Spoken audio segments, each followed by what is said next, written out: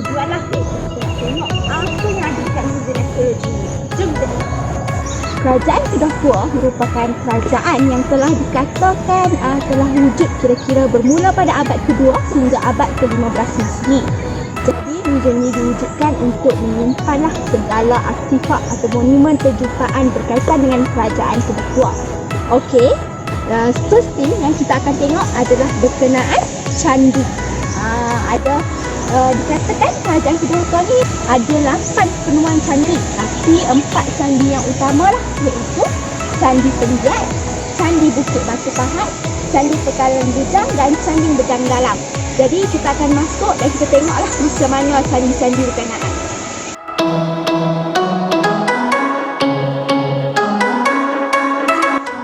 Okey, sekarang ni first tapak candi adalah Candi Penggiat. Candi Penggiat ni dikatakan telah dijumpai ataupun dibina pada abad ke-11 Masehi. Dan tapak ni telah dijumpai hasil daripada ekskavasi Quaritch Wells. Salah satu ahli arkeologi sejarah lah yang menjumpai tapak ini di Kampung Penggiat Merbuk. Jadi candi ini telah dibina semula lah di Muzium Lembah Arkeologi ini. Apa yang menariknya berkaitan dengan Candi Penggiat ini ialah penemuan-penemuan yang ditemui semasa proses ekskavasi itu berlaku, iaitu misalnya seperti alatan senjata, serpihan tembikar Cina yang berjenis stoneware dan arca Buddha yang berdiri yang diperbuat daripada gangsa.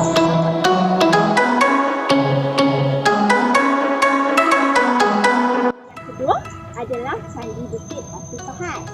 Candi Bukit Batu Pahat ini merupakan candi induk kepada semua candi-candi yang dijumpai. Okey, candi ini dilakukan telah dibina pada kurun ke-7 hingga ke-8 Masehi.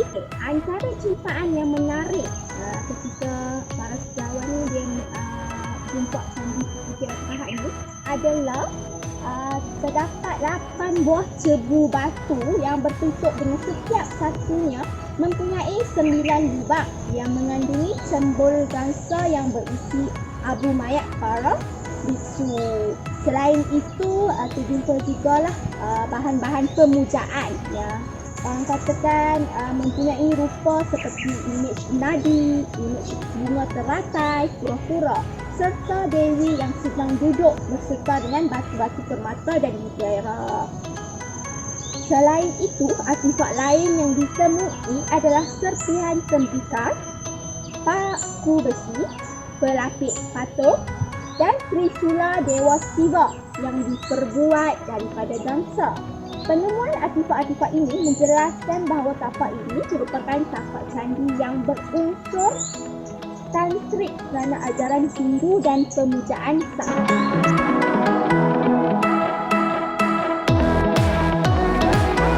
Sekarang kita dekat tapak candi yang ketiga, iaitu Candi Pekalan Bujang.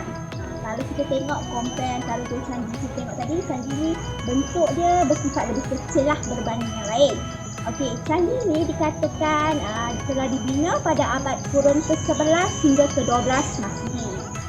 Dan juga sama seperti candi-candi yang lain, terdapat jumpaan-jumpaan artifak yang berunsur keagamaan ketika penemuan candi ini.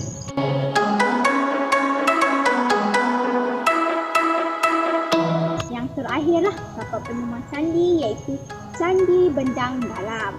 Okey, Candi Bejang Dalam ni kita dapat lihatlah. Dia dikatakan telah dibina pada abad kurun ke-12 hingga ke-13 Masehi.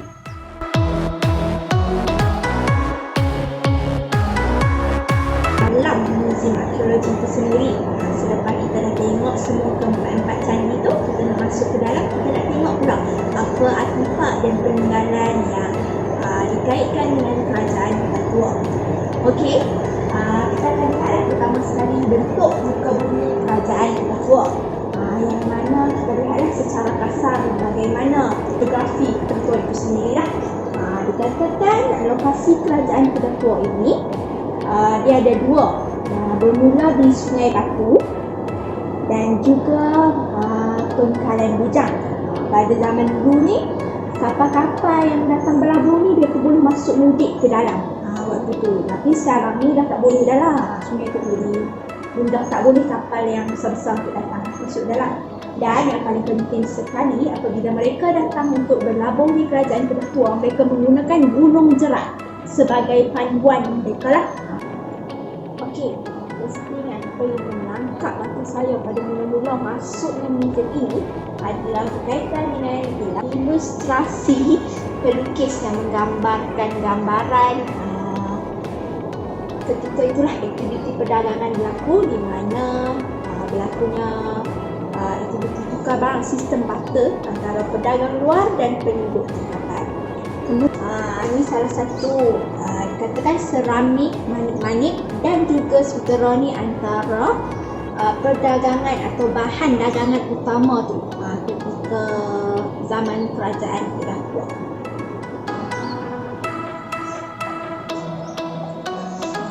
Cembul tembaga, cembul gangsa, di mana kedua-dua ni dikatakan untuk menyimpan abu mayat lah, dan diletakkan di kawasan candi tersebut lah.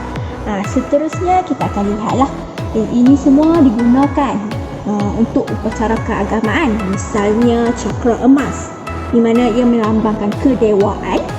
Lepas tu manik-manik, juga bahan sajian untuk para dewa. Kemudian peritik, di mana ia melambangkan kedewaan jugalah. Dan akhir sekali adalah bahagian lambang nandi. Semua ni digunakan untuk upacara menyembah dewa dan sajian untuk para dewa. Arca Ganesha. Arca Ganesha ni juga digunakan untuk upacara keagamaan lah. Kemudian kita dapat lihatlah sedikit penemuan artifak besi. Sini ya, artifak besi. Juga Kedah Tua ni dia dikenali juga lah salah satu aktiviti peleburan besi yang terkenal ketika itu.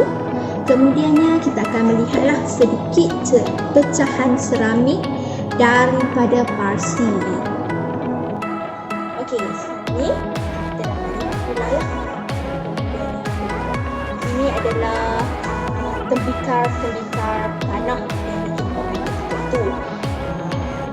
Ini saya rasa merupakan hasil tangan dan buatan penduduk masyarakat Kedah Tua itu sendiri. Batu bersurat Buddha Gupta. Kita dapat tengoklah batu bersurat punya zaman dulu ni macam mana. Batu bersurat ni dia punya maksud dia tu dia berkaitan dengan keagamaan Buddha lah. Dan kita dapat lihatlah batu-batu bersurat seperti batu bersurat Cerokto, yang mana mereka menggunakan tulisan-tulisan Pali, dan ada unsur tulisan Sanskrit jugalah dalam batu bersurat ini.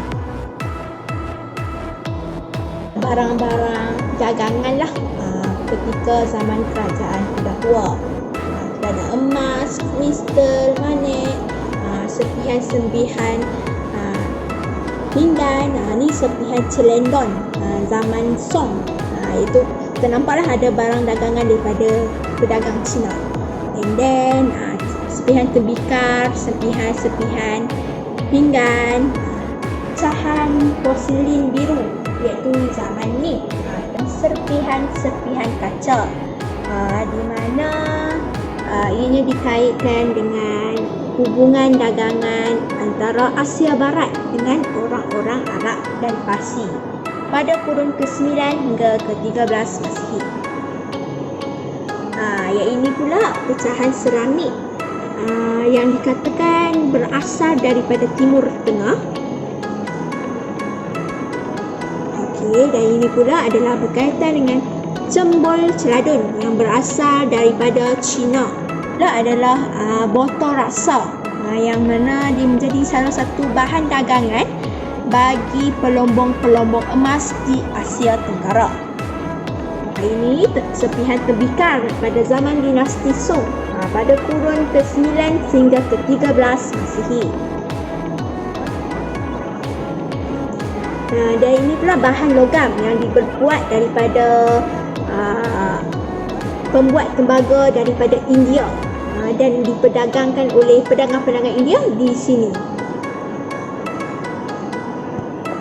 Dan ini pula adalah bahan-bahan perhiasan lah yang kita gunakan untuk perhiasan diri dan juga upacara keagamaan, dan juga dikatakan digunakan sebagai mata wang sebelum wujudnya mata wang shilling di kerajaan Kedah Tua.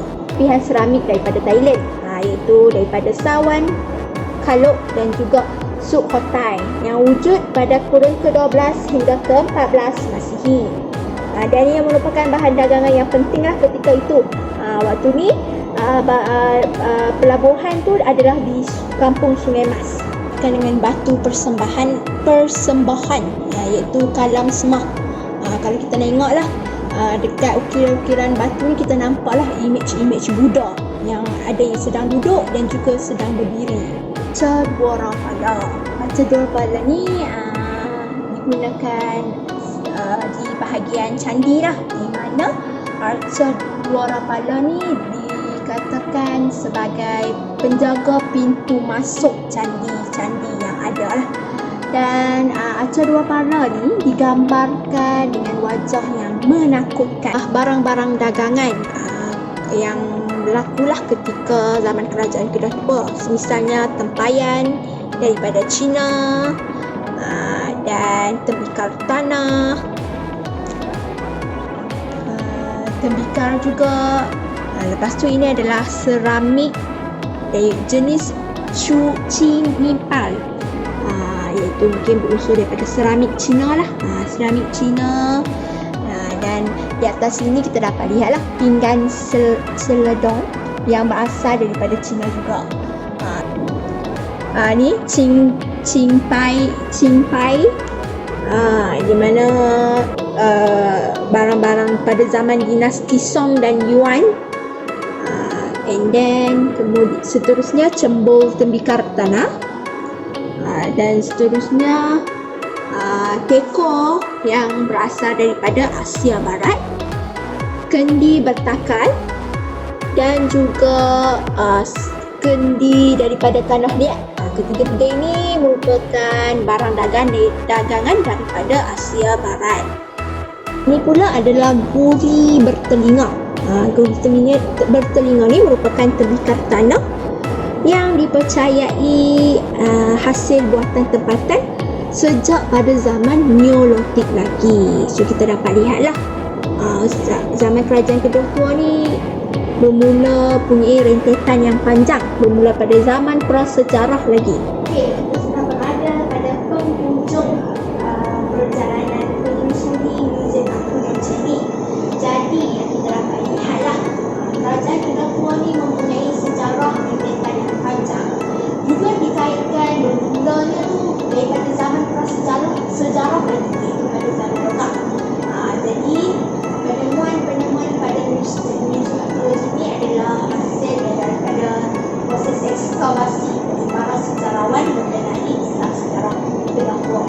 Dan itu kita dapat lihatlah dalam museum ini, kita dapat lihat misalnya dalam aktiviti keagamaan mereka terdapat yang pengaruh agama Hindu dan Buddha. Itu merupakan hasil daripada penemuan-penemuan candi yang mana digunakan untuk upacara keagamaan. Manakala daripada segi aktiviti ekonomi, Kedah Tua ini merupakan sebuah kerajaan yang mengamalkan aktiviti maritim lah, di mana dia mempunyai pelabuhan utama yang mana pedagang dari luar datang dan berdagang. Misalnya seperti yang kita lihat daripada video sebelum ini, kita dapat lihatlah ada unsur-unsurnya perdagangan dengan pedagang luar seperti daripada India, daripada China, daripada Asia Barat, dan juga Thailand. Itu semua hasil daripada temuan-temuan serpihan-serpihan dan unsur pedagang luar. Walau bagaimanapun, kewujudan kerajaan Kedah Tua ni dia tak ada sebarang prasasti yang menceritakan sistem kerajaan itu sendiri. Kerajaan Kedah Tua ni kita banyak dapat sumber daripada luar, misalnya daripada pedagang-pedagang yang datang yang menggambarkan bagaimana kerajaan Kedah Tua itu. Jadi boleh